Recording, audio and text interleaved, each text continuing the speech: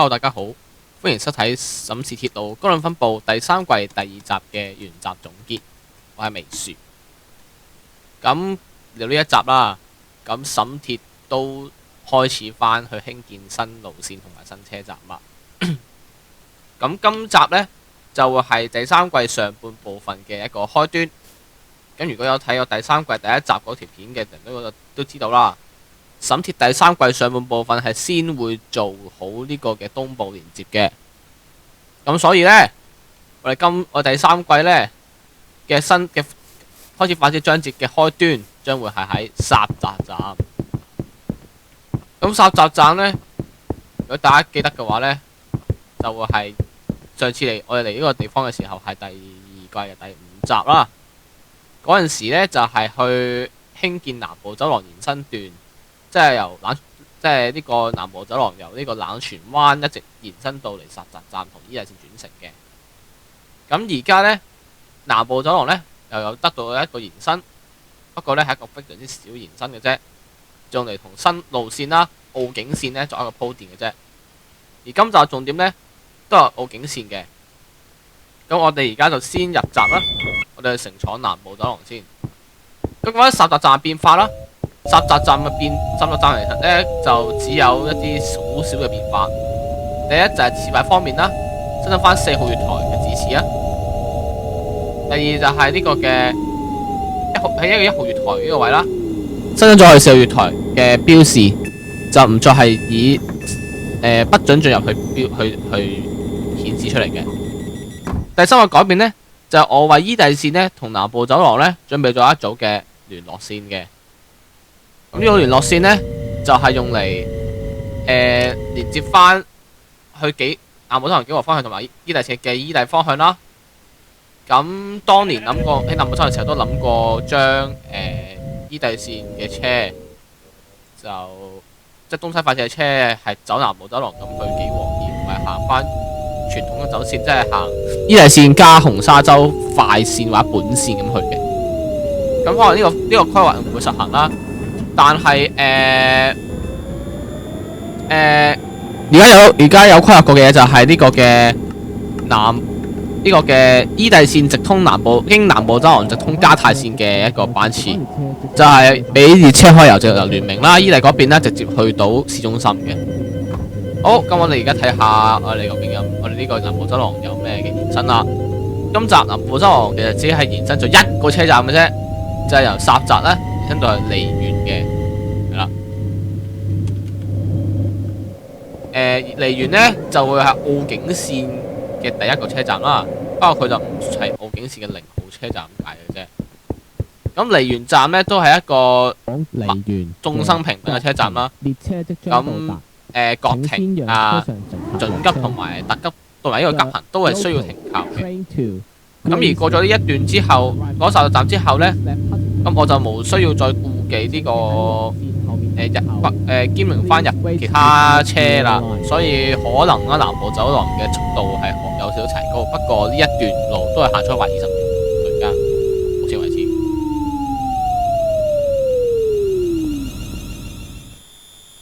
好，上車。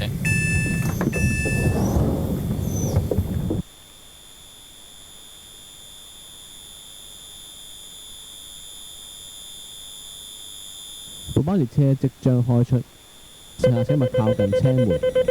Train is departing. Please stand clear of the doors. 歡迎乘搭南部走廊往梨園。Welcome to the South Corridor to Glazeland.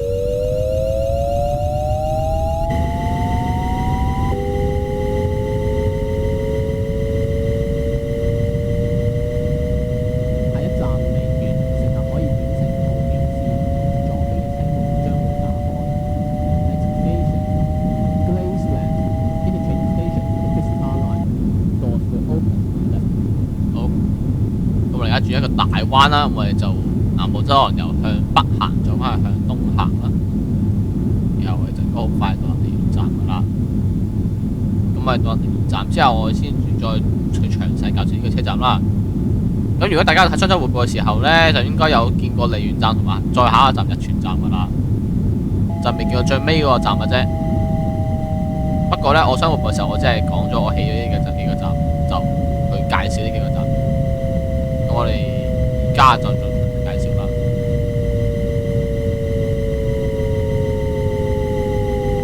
港幾和嘅準急列車即將到水泉澳，列車即將到達。Semi train to train circle is arriving. Is arriving. 好，我嚟到梨園站啦。咁梨園站呢，就係一個地底車站啦。咁南部走廊呢一部分呢，就用側式月台嘅，而呢，我哋下低呢，就係去轉乘澳景線嘅。咁呢個佈局呢，都有啲似沈鐵嘅其他某啲車站啦，例如松望江啊、入雪洲之類啦。咁都係用雙側式月台咁設計啦。咁嗰月台可以有兩組雙梁扶梯，可以去到唔同嘅月台咁樣嘅。呢個站升降機咧，就設喺壁壩後嘅位置啦，需要行遠少少先可以去到。咁出口方面啊，大堂咧比較細少少嘅，咁就冇乜設施啦。然後兩邊出口就分別 A 出口、B 出口啦，到基本嘅票子咧有一部 lift 同埋有兩部輕嘅。咁呢個站都係呢個站應該係第4個沈鐵用呢個排版嘅車站啦。咁講翻呢個站啦，咁呢個站叫梨園嘅原因呢，主要都係來自翻沈鐵喺彈珠分部曾經 propose 過一個名叫做夜梨園。咁我就都係某程度上都係重用翻呢個彈珠分部嘅站名啦。咁而呢個站既然叫得梨園，咁咪同玻璃有關啦，所以就使用咗隔層玻璃配呢個嘅，即係例如呢個車站顏色咁樣啦。而我使用白色同粉紅色嘅原因就係因為夜梨園都係同嗰個佢嗰個有關啦，咁所以佢嗰個係粉紅色噶啦，所以就用粉紅色咯，白色就強一色嚟睇嘅啫，因為粉紅色白色幾真係幾襯嘅。咁而呢個站名咧叫 Glaceland 嘅，就唔係叫 Glassland 嘅。咁因為咧同樣叫 Glassland 嘅車站咧，雖然唔係同樣拼法、同樣嘅串法啦，同樣叫 Glassland 嘅車站咧，就有國王線嘅格拉茨站嘅，人哋格拉斯站嘅。咁為免咧就同佢撞名啦，即係撞音啦，所以就唔用 Glassland 啦，就用 Glaceland。Glace 就係流離嘅意思啦。係啊，咁講翻 Glace 呢個字咧，都有引申到我哋呢個嘅呢站嘅其中嘅主要材質，就係有陶。咁有陶英文咧就叫 glazed terracotta 嘅，glazed terracotta。咁大家都係 glaze 咁，既然係咁嘅話，不如就用翻呢啲嘅材質啦。咁沈鐵都好耐冇用出啲材質㗎啦。我記得以前就沈鐵起神龍魚嘅時候，好中意用呢一隻嘅，但係而家就好少再用啦。咁都係一種嘅叫風格啦，我唔知啊。沈鐵嘅復古同大家嘅合作復古有少少。好，咁咪講完呢個車站啦，我哋就而家去坐呢個嘅澳景線啦。咁澳景線呢，今集呢就只有3個車站嘅啫，分別就係梨園、日泉同水泉澳。咁梨園同日泉都係一個好用嘅地區車站啦，但係水泉澳佢係一個嘅檢查站嚟嘅，係啦。咁你見到已經有少劇透㗎啦，去到嗰陣時我哋詳細介紹啦嚇。係啦，咁可能見到水泉澳，咦？水泉澳唔係沙田嗰個水泉澳村咩？咁就引申到點解呢個就叫梨園，而家就日泉啦。咁因為水泉澳北面好似就瀝，唔係 ，sorry， 唔係瀝源，係廣園。咁我想用翻類似沙田咁嘅邏輯去處理呢啲地方嘅地名啦，所以梨園就對比呢個廣園啦，日泉就係水泉澳村嘅茂泉樓嘅，係啦。咁我哋去到先嘅介紹啦嚇。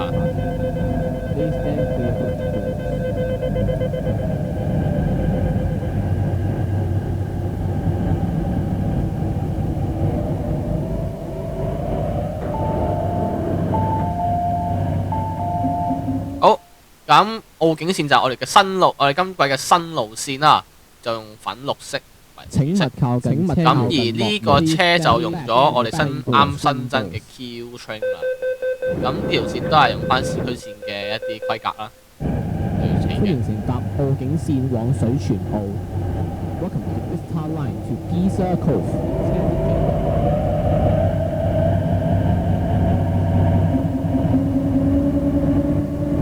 下一站日泉。Next station Flood Square。好，咁呢個站嘅日泉都係一個大直路啦，站距大約1公里多少少。咁呢條線咧應該都係好標準嘅路線嚟㗎啦，基本上可以站到1公里左右啦嚇，唔會去太長嘅。唔知下其他路線啦。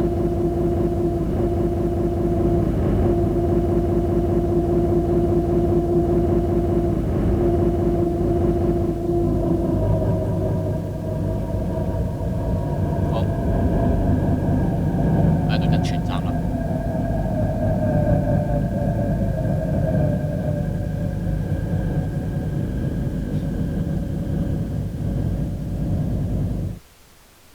好，歡迎嚟到日泉站。咁呢個站呢，先講緊嘅站佈局先啦。咁其實一站得2層嘅啫，第一層就月台啦，就係澳景市月台，就用呢個島式月台嘅。之後就係大堂啦，大堂有就係好似維街站咁嘅側置式閘區街條通道咁樣啦。出口方面呢，就 A 出同 B 出口，但 lift 呢只有喺 A 出口有嘅啫，同埋有一個雙數格數 lift。請小心列車月台間嘅空隙。Please mind the gap between the train and the platform。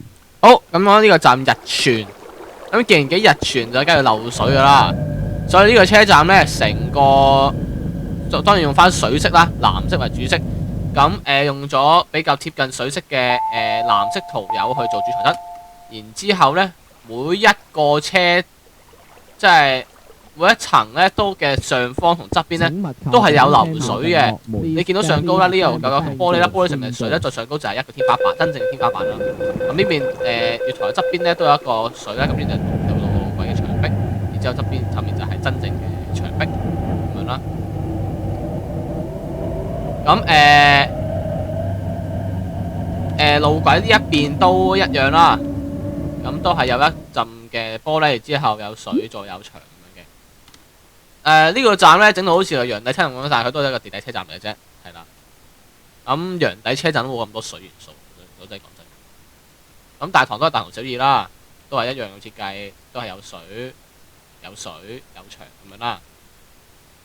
咁而都用咗鐵板門去擋水嘅，有啲地方係啊，呢幾個站滴水，日泉啊嘛，雞要流出嚟啦。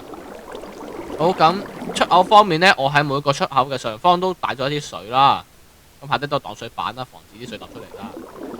而呢個位呢度都用嗰啲鐵欄去做鐵嘅地板門去做一啲嘅去做擋水板嘅。咁呢度就用翻 block 咁樣啦。咁講翻日泉啦，日泉就係用翻水泉澳村貿泉樓嚟命名嘅。咁既然貿係好多意思，咁多水一多就會五寫㗎啦，咁所以呢個站就叫日泉啦。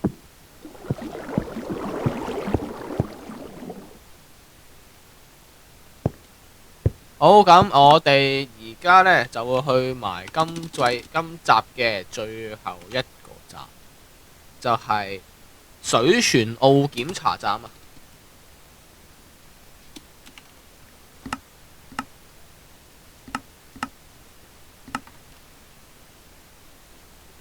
咁下一站呢，就係沈鐵近期嚟起過最大嘅車站，係啦，真嘅。即係點講呢？離園列車即將到達。好似沈鐵自從第二季開始之後呢，都未試過起一次過幫人起4線嘅車站嘅。你諗翻喺北部快嗱，咁舉光山站呢，應該就係第二季起過嘅最多路線嘅車站啦，即係新起車站嚟講，佢只有3線嘅啫。分別就係加泰線啦、牛洲龍啦同埋水管線嘅，咁而佢嘅佔地規模亦都係唔大。北部快線起嘅時候都好似冇起過任何嘅大車站啦，除咗呢個龍心坑站之外，龍心坑站佢係有3線轉車站，不係第6線。咁原來第3。咁啊，真係好似冇起過4線嘅檢查站。而我哋相反亦都係甚少有一起就起4條，要有4條線嘅位出嚟，甚至係好似今次水泉澳咁樣，佢有咁多係有晒所有其他線嘅計劃嘅。好，咁我哋出發到水泉澳之後，我哋再同大家繼續。Welcome to the Vista Line to Giza Cove。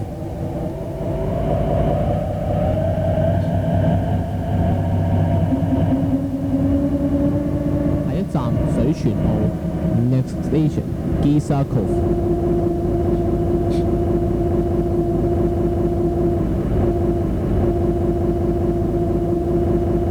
好，咁我而家就去水泉澳，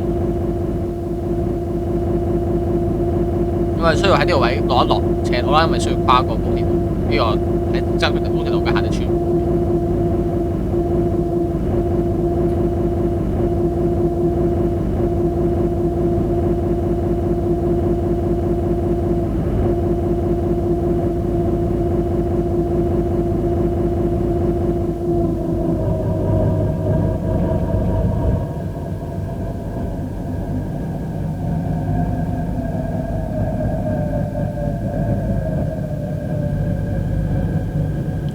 水泉澳啦。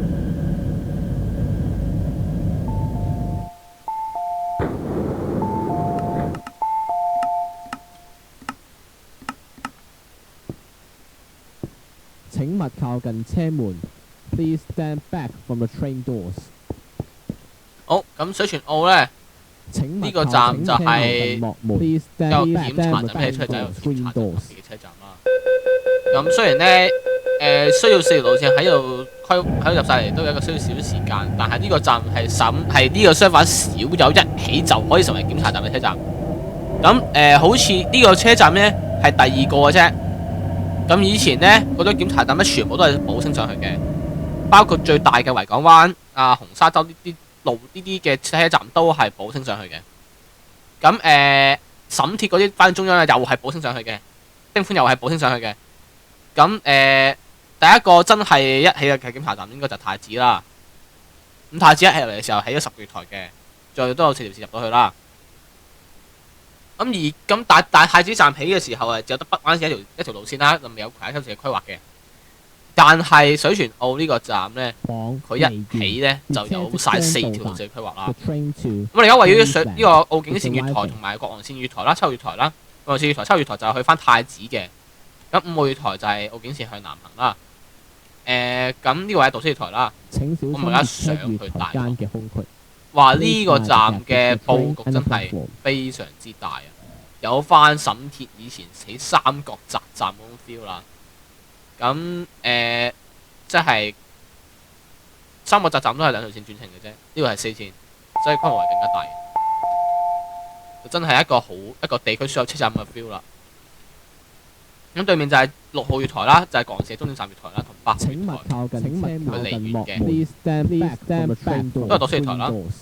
咁呢度中間有一個指示牌就俾大家知道邊月台打邊月台啦。咁我呢度打洞咧就會淨係 show 打橫嘅線嘅啫。咁呢個牌就會寫1號月台同埋2號月台咁樣啦。呢度。咁我哋而家去睇埋啲月月台啦。咁呢度就係1號月台同2號月台啦。咁1號月台就係將為北部快線雙田線去新田機場月台嘅。咁2號月台就會係加泰線翻市中心嘅月台啦。咁對面呢，3、4月台啦，就會係呢個加泰線嘅東行同埋北部快線東行啦。係啦。咁呢個佈局同呢個嘅莒光山站比較似啦，都係沈鐵外包加泰線咁樣啦。而呢一個好似係成個 server 第2組嘅8卡同台轉乘。咁第一組就係板井啦，就係同伊麗線轉乘，同樣都係挨石嘅伊麗線，係啦。咁加泰線都係挨石嘅。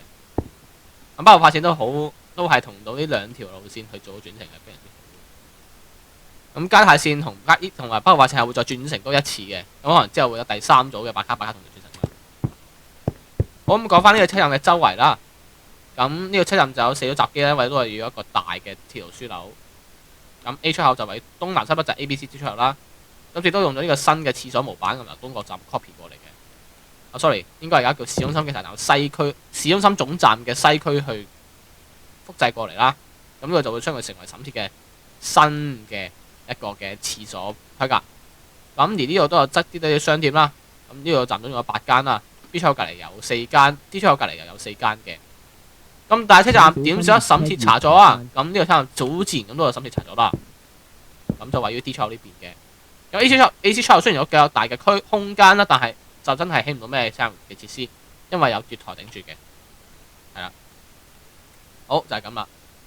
而呢個車站都係使用咗綠色、青色做主色啦，應該係青色為主，綠色為輔啦。咁有少少灰色嘅，就嗰度有少少灰色嘅。請勿靠近就點綴翻呢個全全嘅呢個嘅字啦嚇。咁呢個站就係個佔地都係非常之大啦，係153格乘201格嘅區域，係啦，就係咁。遠睇就係一個非常之大嘅一個車站。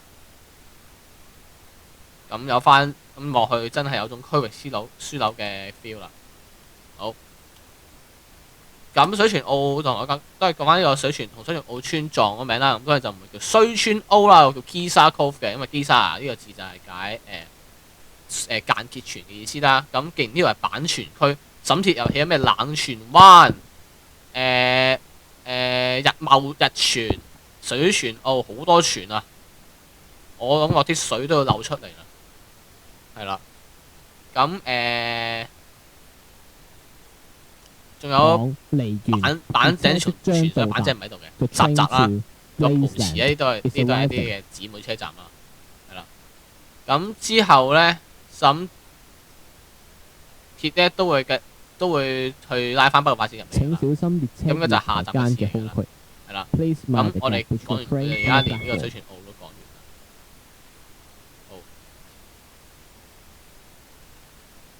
咁我哋而家就出站啦，我哋去 A 出口，我哋做一個 debriefing。好，咁呢一集呢係一個比較短嘅章節啦。咁沈鐵通常都會係喺開季嘅頭2集都係起少啲嘢嘅。咁如果大家記得嘅話，一季河畔線起咗4個站，第2季呢個南門莊遊係就起咗4個站，今次呢就加埋市中心2集起咗4個站咁樣啦。咁呢一季呢，我算係偷懶，我已經偷懶咗㗎啦，因為真係有時候撞到啲阿三文比較多少少嘅時間咁，先至起開一啲新大嘅 project，所以我都係盡量斬細啲嘢嘅。咁第3季可能會有佢嘅工作量不足嘅問題啦，咁我都會盡量去加翻自己今季起嘅車站，係去翻60個左右嘅水平嘅。咁我盡量去再規劃啦。咁好，我預告下一集內容先。下一集內容就將會係北部快線雙田線，佢將會由板井延伸到呢度水泉澳檢查站，咁就由檢查站去檢查站咁樣嘅。咁之後呢，因為國王線呢嗱，要同大家講一講先，國王線唔係100%入到呢個車站，因為紅狼嗰邊同我講過話，佢想用第2條線入嚟。咁如果佢想同我嘅澳境線做連續轉乘嘅話，我就會放棄起北部快線嘅東面嗰段，轉去起澳境線嘅1個站。如果佢話唔需要同我轉乘，咁我呢就會繼續將北部快線由呢個站向東延伸，直接入到入去半島，再入永愛噶啦，就一口氣完成晒所有嘢，順便解決埋冰沙線嘅問題啦。咁敬請大家留意我下一集嘅消息啦，第3季第3集嘅消息啦。如果中意呢條片嘅話，記得 like、subscribe、share，幫我撳住專頁啦。我係微樹，我哋下次再見。